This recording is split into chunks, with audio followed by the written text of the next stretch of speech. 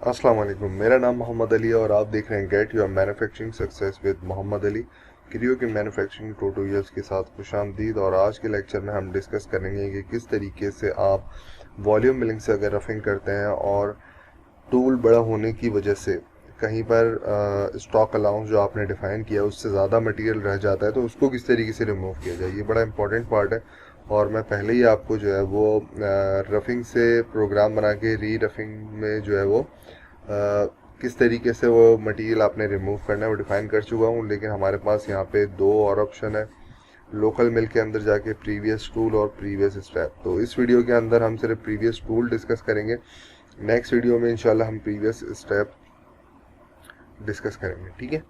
तो यहाँ पर मेरे पास जो है वो सबसे पहले एक मॉडल है, और मॉडल में सबसे पहले हमने क्या करना है, अभी तक की जितनी भी हमने प्रोग्रामिंग किया है वो बेसिक मॉडल के ऊपर किया है।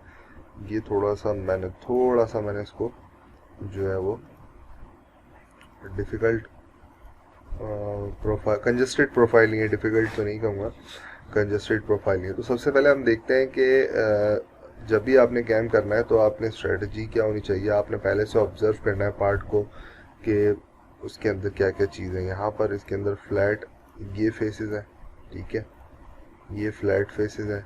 इसके अलावा स्ट्रेट प्रोफाइल्स ये सारी हैं, ठीक है, यहाँ पर है, ये वाली भी है, ये सारी भी स्ट्रेट प्रोफाइल है, ड्राफ्टेड नहीं है, ठीक है। इनको हम चेक भी कर सकते हैं, मैं पहले से चेक कर चुका हूँ।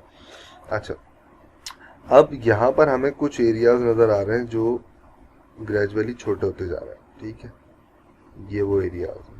तो जब भी आप रफिंग करते हैं आपकी स्ट्रेटजी होती है कि आप बड़े से बड़ा टूल यूज़ करें, maximum depth of cut use करें और रफ मटेरियल को जल्द से जल्द जो है वो रिमूव करके टाइम सेव करें, ठीक है। तो कभी भी ऐसे नहीं होगा कि अगर इसके अंदर यहाँ पर रेडियस जो है वो छोटा बन रहा है, लेट सपोज 6 का रेडियस बन रहा है, तो आप 12 के हैंड मिल से इतने बड़े जॉब को जो है वो मशीनिंग करें। आप बड़ा टूल लेंगे और उससे जो है वो इसको मशीनिंग करेंगे। तो यहाँ पर मैं क्विकली जो है वो एक प्रोग्राम बनाता हूँ, पहले रफिंग का और फिर किस तरीके से आपने लोकल मिल में जाके प्रीवियस टूल को यूज़ करना है और उसकी क्या स्ट्रेटजी है, ठीक है। तो वॉल्यूम रफ पर आ जाते हैं। यहाँ पर जनाब मेरे पास 16 का एंड मिल है, वो मैंने सेलेक्ट कर लिया है। और यहाँ से जाके मैं इस विंडो को सेलेक्ट कर रहा हूँ जो कि ऑलरेडी मैंने बनाई थी, ठीक है, ये वो विंडो है। इसको जनाब हमने यहाँ से जाके सेलेक्ट कर लिया है, ठीक है। अप्रोच वॉल में मैंने ये लाइन डिफाइन की ताकि कटर हमेशा यहीं से एंटर हो, ठीक है। ये सारी प्रीवियस वीडियो में हम डिस्कस कर चुके हैं चीज़ें। जल्दी से हम यहाँ पर जो है वो कटिंग फीड और बाकी चीज़ें डिफाइन कर देते हैं। ये मैं यहाँ पे रैपिड फीड डिफाइन कर रहा हूँ,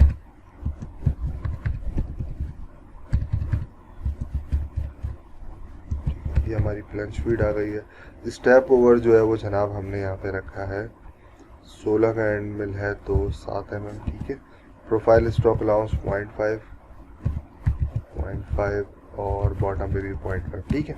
अच्छा, ये और मैक्सिमम स्टेप डेप्थ जो है वो मैं यहाँ पे 1 mm इसलिए लिख रहा हूँ, वरना हम 0.5 रखेंगे ताकि जब मैं स्कैन करूँ तो टाइम पीरियड कम लगे, ठीक है। और क्लियरेंस डिस्टेंस जनाब हमने 10 रखा है। और यहाँ पर अगर आप क्लिक करें तो ये देखें, ये आपको कैलकुलेट करके बता देता है कुछ चीज़ों से, डायमीटर वगैरह से। तो ये जो आपके पास वैल्यू आ रही है तकरीबन 3000 RPM, ये सॉफ्टवेयर को कैलकुलेट करके बता रहा है, तो मैंने उसको राउंड ऑफ कर दिया, ठीक है। ये हमने बेसिक पैरामीटर यहाँ पे डिफाइन कर दिए हैं। और प्रोग्राम हमारे पास रेडी है, यहाँ से हम इसको रन करते हैं, ठीक है।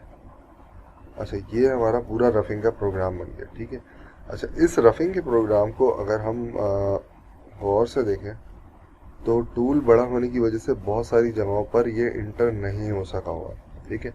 तो मैं क्विकली जो है इसका यहाँ पर आपको शेडेड व्यू दिखा देता हूँ।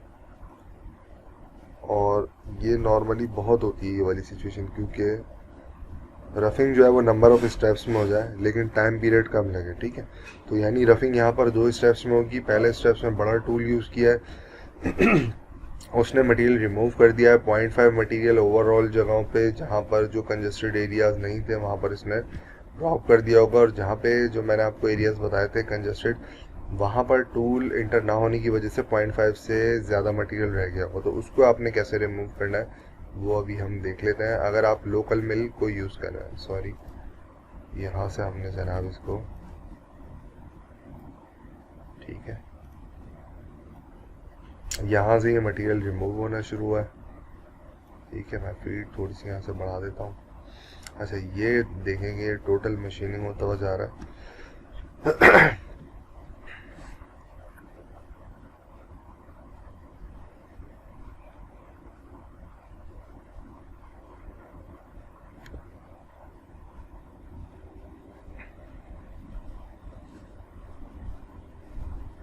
अच्छा, ये हमारी यहाँ पे टोटल रफिंग हो गई है। रफिंग होने के बाद यहाँ पर जो स्लॉट बनी हुई थी दो, एक इधर और एक इधर, यहाँ पर टूल डाया बड़ा होने की वजह से इंटर ही नहीं हुआ है। बाकी सब जगहों पे इसने 0.5 मटेरियल ही रखा हुआ है, फ्लैट फेसिस के ऊपर, ये प्रोफाइल्स के ऊपर, टॉप पर। अच्छा, यहाँ पर भी जो है वो होल था हमारा, तो यकीनन ये होल जो है वो 16 के डायमीटर से छोटा हुआ, इसलिए टूल यहाँ पर भी इंटर नहीं हुआ है। उसके अलावा इन दो जगहों के अलावा ये जो दो रिब्स बन रही हैं, इनके दरमियान जो जगह है यहाँ पर भी पूरे तरीके से इंटर नहीं हो सका है, ठीक है। तो ये तो वो जगह है जो अभी हम लोगों ने इजीली काउंट कर ली हैं, ठीक है। लेकिन बाज़ औक़ात आप ये भी कह सकते हैं कि इस पर हम अलग से प्रोग्राम बना सकते हैं, ठीक है, बिल्कुल बना सकते हैं अगर आप री रफिंग नहीं करना चाह रहे तो। लेकिन बाज़ औक़ात आपके पास जॉब इतना कॉम्प्लिकेटेड और बड़ा होता है कि कहाँ कहाँ पर टूल इंटर नहीं हो सका, उन एरियाज़ को आइडेंटिफाई करना बहुत मुश्किल होता है, ठीक है। तो आप सॉफ्टवेयर की मदद से जो है वो लोकल मिल में जाके प्रीवियस टूल को यूज़ करेंगे तो ये खुद ही डिटेक्ट कर लेगा कि कहाँ कहाँ पर टूल बड़ा होने की वजह से। सिर्फ ये ऑप्शन जो है वो आपने इसलिए यूज़ करना है जहाँ पर आप टूल बड़ा होने की वजह से टूल इंटर नहीं हो सका है, वहाँ पर मशीनिंग करनी है, ठीक है। तो इस ऑप्शन को सिर्फ आपने इसी स्ट्रेटजी के लिए यूज़ करना है। प्रीवियस टूल के ऑप्शन पे गए। अच्छा, अब यहाँ पर मेरे पास लिस्ट वाला इन्वायरमेंट है जिसमें प्रीवियस टूल है जिस पे चेक नहीं लगा हुआ, इस पर चेक लगाना है। जो नया टूल है उस पर चेक लगाना है। पैरामीटर है, सरफेस या विंडो, तो यहाँ पर हमने विंडो बनाई हुई है तो मैं विंडो कर देता हूँ, ठीक है। प्रीवियस टूल पे मैंने चेक लगाया और विंडो पे लगाया, बाकी टूल और पैरामीटर पे बाय डिफ़ॉल्ट लगा हुआ था। यहाँ से मैंने डन किया। प्रीवियस टूल मेरा क्या था, 16 का एंड मिल, ठीक है। तो आपने जस्ट जाके यहाँ से ओके कर देना। फिर एक और विंडो ओपन हुई, यानी नया टूल कौन सा आपने डिफाइन करना। तो नया टूल मैंने 6 का एंड मिल लाइब्रेरी में पहले से रखा हुआ है, इसको डिफाइन करना है, ओके, ठीक है। ये 2 दफ़ा विंडो ओपन आएगी। पहली दफ़ा में आपने पुराना टूल डिफाइन करना है, दूसरी दफ़ा में आपने नया टूल डिफाइन करना है। यहाँ से जनाब feed, arc feed, rapid feed, तीनों हम डिफाइन कर देते हैं। स्टेप डेप्थ जो है वो जनाब आपका स्टेप डेप्थ में यहाँ पर 1 रख रहा हूँ, सिर्फ आपको विजुअलाइज करवाने के लिए, ठीक है। अच्छा, उसके बाद हमारे पास स्टेप ओवर जो है वो 2.5 कर देते हैं। 6 का एंड मिल है तो हाफ से थोड़ा कम कर दिया। प्रोफाइल स्टॉक अलाउंस आपने 0.5 रखना है। 0.5 यानी वही स्टॉक अलाउंस रखना है जो आपने प्रीवियस रफिंग के प्रोग्राम में रखा था, ठीक है। एग्जैक्ट वही वैल्यू रखनी है ताकि इससे ज़्यादा जहाँ पर मटेरियल हो सिर्फ वही कट ऑफ कर सके ये नेक्स्ट कटर, ठीक है, जो हम यूज़ कर रहे हैं। जिनको कन्फ्यूजन हो वो मुझसे जो है वो कमेंट्स करके मज़ीद एक्सप्लेनेशन समझ सकते हैं, ठीक है। यहाँ हमने ओके कर दिए पैरामीटर्स। अब ये विंडो पूछ रहा है तो मैंने ये विंडो डिफाइन कर दी, प्ले पाथ स्क्रीन पे, ठीक है। अच्छा, यहाँ पर अब इसने कैलकुलेट करना शुरू कर दिया ऑटो। आपको करने की ज़रूरत नहीं है कि ये 1 2 3 4 5 और 6 7 कितने जगह, ये तो अभी कम है तो हमें इजीली नज़र आ रही है।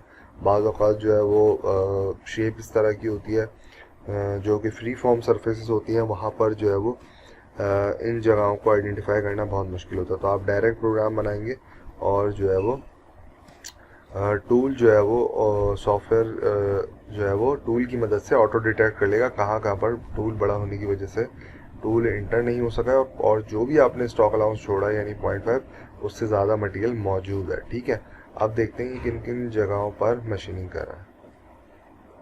तो सबसे पहले जनाब इसने सेंटर वाली जगह ले ली। ठीक है, यहाँ पर आप चाहें तो पहले यहाँ पर ड्रिलिंग कर सकते हैं, बेहतर तरीका यही है, या फिर हेलिकल कट चलाएं, या आप जो है वो रैंप में कट चलाएं। ठीक है, अच्छा देखें तो ये अभी तक के उन्हीं जगहों को रीड कर रहा है जहाँ पर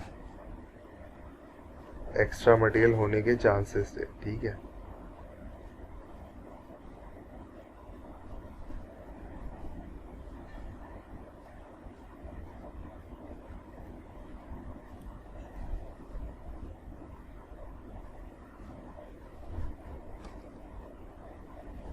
ठीक है, कुछ इसने साइडों से भी इसको रिमूव कर। तो आपने देखा कि स्मार्टली जो है वो इसने सिर्फ उन एरियाज़ को ही मशीनिंग किया जहाँ पर टूल बड़ा होने की वजह से मशीनिंग नहीं हो सकी थी, और ये भी बेसिकली पार्ट ऑफ रफिंग है। इसको आप जो है वो री रफिंग का भी नाम दे सकते हैं। तो इन दोनों टूल्स को जो है वो अब हम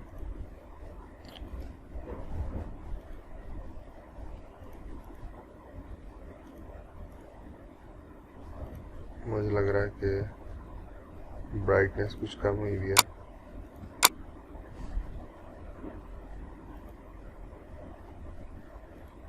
माजरत, ठीक है। तो अब हम इन दोनों को जो है वो बैग व कंट्रोल की दबा के दोनों को सेलेक्ट किया, और शेडेड व्यू के अंदर इसका मटेरियल रिमूवल देखते हैं।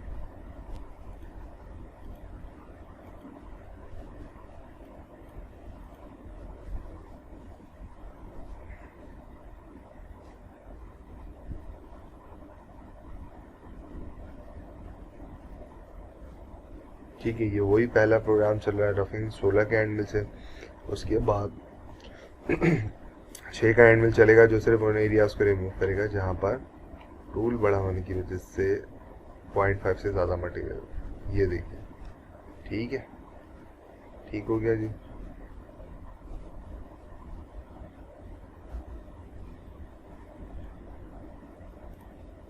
तो इस तरीके से आप री रफिंग में भी चीज़ें वो स्पेसिफाई कर सकते हैं कि आया कि आपने किस स्ट्रेटजी को फॉलो करना है। नेक्स्ट जो इसका टूल है प्रीवियस स्टेप, ये बहुत इंपॉर्टेंट है। तो नेक्स्ट वीडियो लेक्चर में इंशाल्लाह ये डिस्कस करेंगे। अपना बहुत ज़्यादा ख्याल रखें और कनेक्ट रहें मेरे साथ। इंशाल्लाह नेक्स्ट वीडियो में आपसे मुलाकात होती है। अस्सलाम वालेकुम।